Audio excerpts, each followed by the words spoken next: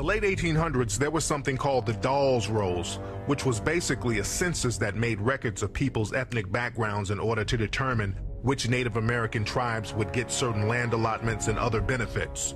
After slavery, many black people were associated with some of these tribes by bloodline, through marriage, through adoption, and even servitude. And because they were associated with these tribes, many black people were entitled to some of these benefits. The government did not want blacks to get these benefits, so they created a separate freedmen's list specifically for black people. They also started to list any full-blooded Native American who had African features as black because they didn't want them getting those benefits either.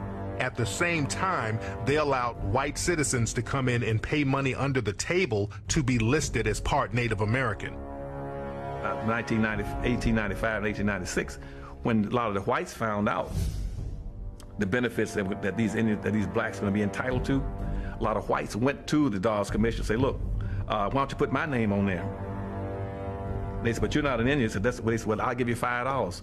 So then the rule got around, the policy got around that for $5 that a white could put his name on the Dawes rolls and be called himself an Indian and be entitled to all these benefits, and all their children could be entitled to all these benefits forever. And so that became known as what's called a $5 Indian.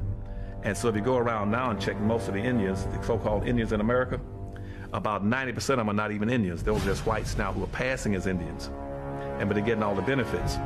And they're not paying any taxes, getting free college education. They put up a little reservation on the land that they don't live on. They have another home off and get all kind of benefits.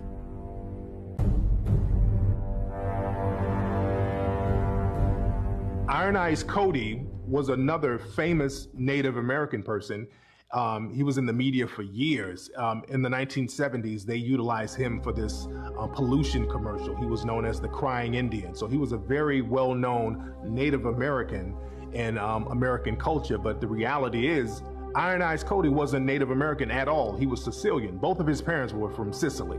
So he didn't have one drop of Native American blood in him. He was another fake Indian.